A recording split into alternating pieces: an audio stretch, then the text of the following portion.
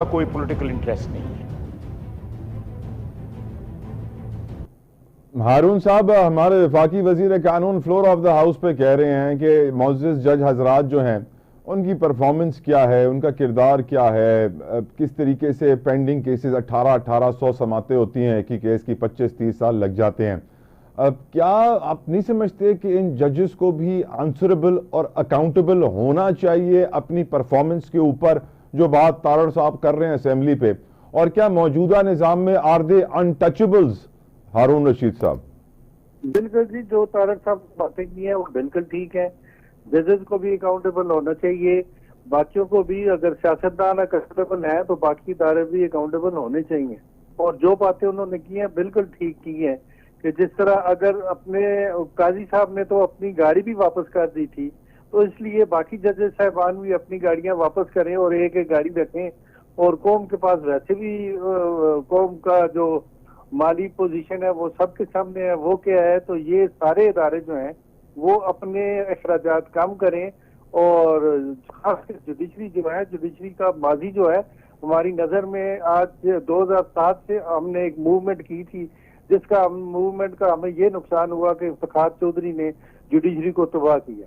इसलिए हम तो निकले थे कि जुडिशरी आजाद हो, लेकिन ये आजाद होने के बजाय खुद मुख्तार तो हुई है, लेकिन अपनी जात के लिए हुई है, पब्लिक के लिए ये नहीं हुई। और पब्लिक को और पाकिस्तान को बड़ा नुकसान हुआ है इनको फैसले से। हारून साहब, आपने भी ऑन रिकॉर्ड ये बात कही है काफी दफा कि हाँ, पाकिस्तान को जुडिशल रिफॉर्म्स की जरूरत है, पर इस तरह जुडिशल रिफॉर्म जो लाए जा रहे हैं जो इतने कॉन्ट्रोवर्सीज का शिकार हो जाते हैं कि छुट्टी के दिन भी पार्लियामेंट खुलती है, रात 11 बजे 5 मिनट का इजलास भी होता है और लगता है ऐसे है कि लाइटनिंग स्पीड पे कानून साजी होने वाली है।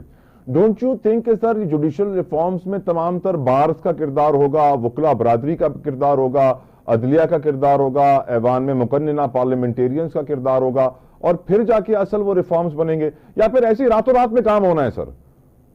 नहीं, वो तो चले सोच समझ के इनको करना चाहिए था कि बिल जो पेश करते हैं वो कंसेंसस के साथ होना चाहिए था, उस पर डिबेट होने चाहिए थे और सारी पार्टियों को कॉन्फिडेंस में लेके होना चाहिए थे। लेकिन हर पार्टी जो है, आज ये भी है कि हर पार्टी जो है वो उसका अपना एजेंडा है, उसका कोई कौमी एजेंडा नहीं होता, उसका ये अपना इंटरेस्ट होता है। तो इसलिए अगर ये इस पे आर्गू हो जाता या इस पे बहस होती पार्लियामेंट में, तो कुछ चीजें पब्लिक को भी पता चलती और पार्लियामेंट को भी पता चलती कि किसकी क्या इंटेंशन है, ताकि वो बिल पास होता या ना होता, या कुछ होता और कुछ ना होता। लेकिन देखना ये है कि ये बिल पब्लिक के इंटरेस्ट की बात हो, ना कि अदारों के इंटरेस्ट की बात हो।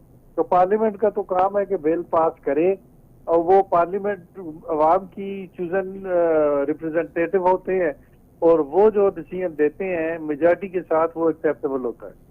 सर, आबिद जुबैरी साहब से मेरी गुफ्तगू हो रही थी, उन्होंने बताया कि उन्होंने अदालत से रुजू कर लिया है, सुप्रीम कोर्ट में दरख्वास्त दायर कर दी गई है कि किसी आईनी तरमीम को कलअदम करार दिया जाए। क्या आप समझते हैं कि काजी फायज ईसा साहब इस आईनी कानूनी एक्सटेंशन को कबूल कर लेंगे, जिन्होंने ऑफ द रिकॉर्ड कहा था कि मैं एक्सटेंशन नहीं लूंगा? देखें, इसका काजी साहब से कोई तल्लुक नहीं है। काजी साहब के इंडिविजुअल जात के लिए ये बिल नहीं पास हो रहा। काजी साहब के बाद जितने भी आएंगे वो ही फॉलो करेंगे जो काजी साहब के दौर में ऑर्डर होगा। अगर काजी साहब की एज लिमिट बढ़ती है, और मेरे ख्याल में कॉन्स्टिट्यूशनल कोर्ट जो है उसके लिए वो कर रहे हैं, तो इसलिए जो भी आएंगे पीछे वो 68 की एज तक होंगे कॉन्स्टिट्यूशनल कोर्ट में। सर, डोंट यू थिंक नौजवान आबादी, हमारे मुल्क की नौजवानों के लिए अपॉर्चुनिटी कॉस्ट बहुत ज्यादा होगी, उनके लिए मौके कम होंगे अगर इस तरीके से एजें बढ़ा दी जाए?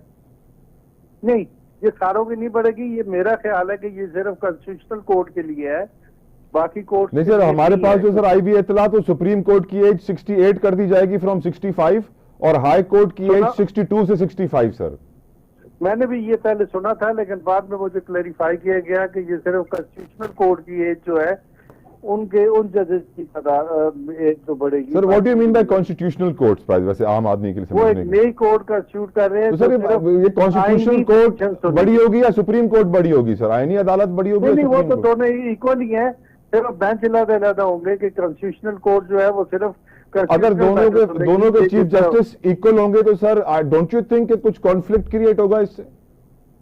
नहीं, कॉन्स्टिट्यूशनल मैटर तो अलग ही होंगे ना सर, वो कॉन्फ्लिक्ट नहीं होगा। बाकी कोर्ट जो है वो पब्लिक लिटिगेशन को सुनेगी और ये कॉन्स्टिट्यूशनल कोर्ट जो है ये कॉन्स्टिट्यूशन मैटर सुनेगी। सुप्रीम कोर्ट बिल्कुल कॉन्स्टिट्यूशनल मैटर्स नहीं सुनेगा, फिर सारे वो केसेस वहां जाएंगे। वो जो ज्यादा कोर्ट बनेगी, नॉमिनेट हो गए, वो कोर्ट डिस्पोज ऑफ करेगी। ठीक सर, आपकी नजर में कोई मशवरा देना चाहेंगे हुकूमत को कि वो कौन सा बेहतर लाहे अमल है जो इस वक्त वो इख्तियार करे? क्योंकि इस वक्त तो लग ये रहा है कि हुकूमत नंबर गेम से पूरी करना चाह रही है अपनी नेशनल असेंबली में ताकि इस कानून को पास कराया जा सके। आपको लगता है कि ये तरीकेकार दुरुस्त है जिस तरह जल्दी जल्दी काम हो रहा है? नहीं, ये दुरुस्त नहीं है, लेकिन मेरी तो राय यही है कि कॉन्स्टिट्यूशनल कोर्ट अलग होनी चाहिए। बाकी एज की हद तक ये है कि अगर एज बढ़ाते हैं जी जी तो ये सारे या तो सबको फायदा होगा, तो या पीछे अगर पिछलों को टाइम देना है, पीछे आने वाली नस्लों को, तो फिर एज नहीं बढ़ी। सर हामिद खान साहब कह रहे हैं वकला तहरीक चलाएंगे, हम नहीं कबूल करेंगे। अहमद खान के पास कौन सी वकला की पावर है कि वो चलाएंगे? सर कराची बार काउंसिल ने भी मजम्मत की है, मलीर बार काउंसिल ने भी मजम्मत की है और एक और बार काउंसिल है, इसके विषय में नाम नहीं अभी ले पा रहा हूं, लेकिन नहीं, मजम्मत करना हर एक का राइट है, मजम्मत करें। लेकिन ये जो कहते हैं कि वकला मूवमेंट चलाएंगे, पार्लियामेंट जो करेगी, पार्लियामेंट सुप्रीम अदारा है, पार्लियामेंट अपना काम करती है, वकला की मूवमेंट से पार्लियामेंट तो बना नहीं हो सकती। और आप कह रहे हैं पिछली वकला मूवमेंट से भी नुकसान हुआ था, चौधरी इफ्तिखार वाली अभी भी चलेगी तो नुकसान ही होगा। हम किसी के फायदे या नुकसान के लिए, हम मुल्क और आइन के लिए, मुल्क को नुकसान ही होगा अगर अभी भी वकला तहरीक चलती है।